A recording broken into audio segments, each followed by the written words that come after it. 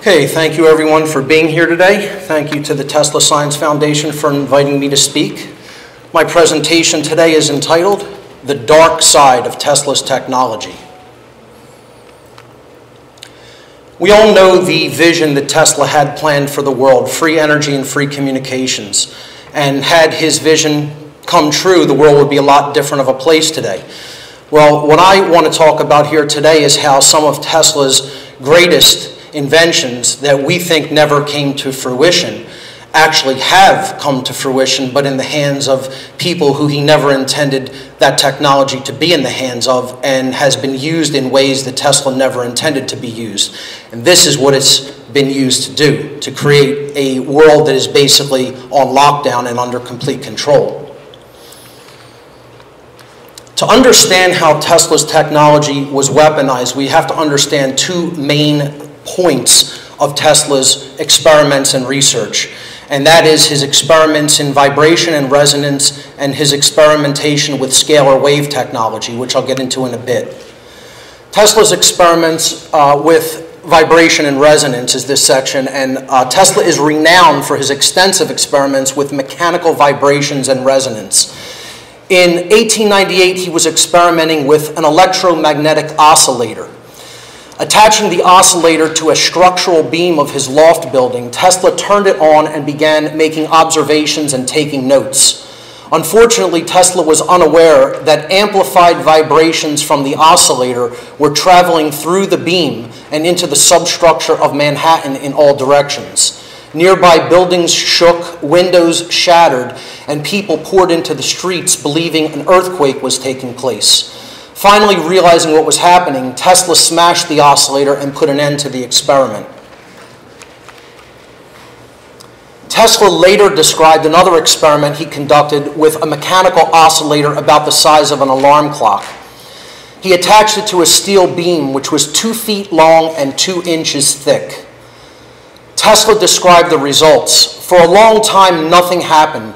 But at last, the great steel link began to tremble, increased its trembling until it dilated and contracted like a beating heart and finally broke. Sledgehammers could not have done it, but a fusillade of taps, none of which would have harmed a baby, did it. Now imagine a steel beam 2 feet long and 2 inches thick. And Tesla broke that with a simple mechanical oscillator. He decided to take his experiments with vibration and resonance to a new level by attaching one of these oscillators to a steel beam of a partially constructed skyscraper near Wall Street. He described the experiment. In a few minutes, I could feel the beam trembling. Gradually, the trembling increased in intensity and extended throughout the whole great mass of steel. Finally, the structure began to creak and weave, and the steel workers came down to the ground panic-stricken, believing there had been an earthquake. Rumors spread that the building was about to fall. Before anything serious happened, I took off the vibrator, put it in my pocket, and went away. But if I had kept on 10 minutes more, I could have laid that building flat in the street. And with the same vibrator, I could drop the Brooklyn Bridge in less than an hour. This is with a simple mechanical oscillator. Tesla continuously touted the awesome potential of mechanical resonance. He once told newspaper reporters that, using one of his oscillator devices, he would be able to, quote, reduce the Empire State Building to a tangled mass of wreckage in a very short time. Pay attention to this part of the description, folks. First, the outer stone coating of the skyscraper would be hurled off. Then the whole vast skeleton of steel, the pride and glory of the Manhattan skyline, would collapse. The next part of Tesla's technology that we have to understand that has been essentially used in ways it was never intended to be used by the great inventor was scalar waves. Tesla was the rediscoverer of scalar waves. In 1899, Tesla rediscovered scalar waves and conducted experiments with them in his laboratory in Colorado Springs. Scalar waves flow at right angles to electromagnetic waves. They're considered to be finer than gamma rays or X-rays. They belong to the subtle gravitational field, and are also known as gravitic waves or longitudinal waves. Many scientists and researchers today refer to them simply as Tesla waves. As a result of his Colorado Springs experiments, Tesla learned how to harness scalar waves from one transmitter to another without using any wires. Tesla later, of course, built a prototype of this magnifying transmitter at Shoreham, Long Island, New York. As we all know, Tesla's funding for this project was revoked after his main financial backer, J.P. Morgan, realized that Tesla's world wireless system would destroy his business profits by allowing people to tap into quote-unquote free energy at no cost. Tesla later discovered that scalar energy becomes bottled from the intersection of two scalar waves. Through interferometry, a technique of crossing scalar wave beams, large standing waves could be combined to produce a focused beam of extremely powerful energy. Several scalar waves sent from different transmitters could also be combined by this technique of interferometry to produce a plasma bottle of very high contained energy. This bottle or shield, it became known as a Tesla shield, could be moved around the planet at will, and the bottled energy could even be detonated remotely. If detonated in the Earth, an earthquake would be the result. If detonated in a building or a city, the result would be a violent explosion akin to a miniature nuclear explosion without any resulting radiation, which would disintegrate all matter within the quote-unquote bottle. And there's a newspaper clipping regarding Tesla's so-called death ray, death beam. Tesla's so-called death ray could literally project the energy of a nuclear warhead and direct it to any location in the world. Some say the massive explosion in Tunguska, Siberia in 1908 may have been due to a test of this technology. The force of the Tunguska explosion was estimated to have been 10 to 15 megatons. The blast flattened 500,000 acres of forest. It is conjectured that Tesla may have been trying to break ice at the polar circle during this test and may have overshot his target. Tesla considered further experimentation with scalar wave technology too dangerous for obvious reasons. He knew that scalar waves could be used to create man-made earthquakes or to create remote disintegration weapons. This is why he made the decision before his death to divide his lifelong research over multiple locations in different countries. That way, no one country could gain a power advantage over the rest of the world by weaponizing technology based on his research. After his death in 1943, the FBI and other intelligence agencies in the United States were actively involved in confiscating and suppressing many of Tesla's documents, including plans for his, quote, death ray weapon and his earthquake machine, deeming them top secret lest they fall into, quote, enemy hands. And it is my contention that this technology did, in fact, fall into enemy hands called the United States government. And it was used on September 11th, 2001. Now, before you scoff at this, take a look at some of the evidence I'll present here today. The first thing I'll ask people is, if you never saw the events of 2011 or heard the official explanations as were given to us by the government and the mainstream media, and you took a look at these following pictures, would you yourself describe that as a collapse? No way. Or would you look at that and say, that is more akin to an explosion, a massive explosion, in fact, a disintegration? Are we witnessing a collapse there, or is that the building being disintegrated? What kind of energy is required? As scientists who may be out there listening, is the potential energy in a building of the mass of the World Trade Center and the force due to gravity and some burning kerosene enough to produce that kind of kinetic energy? once again, the question I ask people to honestly ask themselves, if you did not hear the official narrative and knew nothing about the events of that day, would you describe what you are seeing there as a collapse? That's all I ask. This is a very brilliant woman who I highly suggest everyone really look into the empirical data that she has presented in her book. This is Dr. Judy Wood. She wrote a book called Where Did the Towers Go? Evidence of Directed Free Energy Technology on 9/11. Everybody in this room should read this book and pay close attention to the evidence that Judy Wood presents. And she doesn't really jump to a lot of conclusions. The book is really a book of evidence that she presents. I highly recommend people checking it out.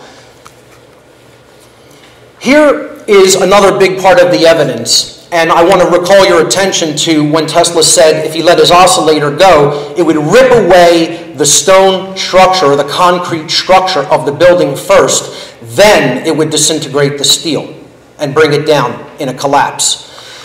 This video is Judy Wood speaking about a phenomenon that was observed in World Trade Center 1 when it collapsed, called the spire, which was 70 stories of steel that remained standing after the concrete structure peeled away like a banana.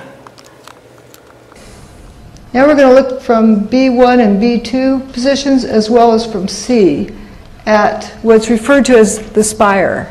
There's that clump of core columns from Tower 1 that seems to remain just a little bit after the rest and then turns to dust. I'm sort of expecting that or suspicious that is right above where those 14 people survived, who thought they would have been crushed and looked up and saw blue sky. Here's Tower 1 coming apart, and it peels away like peeling a banana, and left with these little spires sticking up. That's about 700 feet tall. It's got to be pretty strong to be standing unsupported that tall. Here's Building 7, which is a 47-story building. It's like 650 feet tall, approximately. This has got to be over that. And here's a closer view, and then it starts to drop down and kind of faints, turns to dust. Now, if that thing tipped over, it would take out a few blocks worth of buildings. How's it going to go straight down? You got a 700-foot hole in the ground to drop it into? Okay, for argument's sake, let's pretend we do have a 700-foot hole we're going to drop it into. And you're saying that that's dust that shook off it that settled back here? That's blue sky around that. That's not dust gradually settling. If dust is that fine to hang in the air, it wouldn't be settled on it in that amount of time. So we know it doesn't have much time at all for dust to settle on it. Now pay very close attention to this part coming up where they show the disintegration of the spire.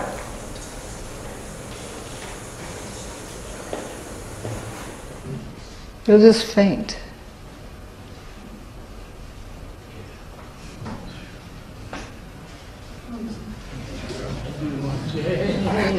Just faints and dustifies. Pretty neat trick. Now we're going to look at still frames from yet a different position. Remember, it peels away like a banana, leaves it exposed. Blue sky, crisp edges. That's not dust settling on it. And then it comes to the point where it no longer has crisp edges and dustifies. Those were core columns. Now we're going to look at it from across the river. Some of the thickest steel beams ever manufactured in North America. You can see it turning to dust. You know, it isn't tipping over in any particular direction.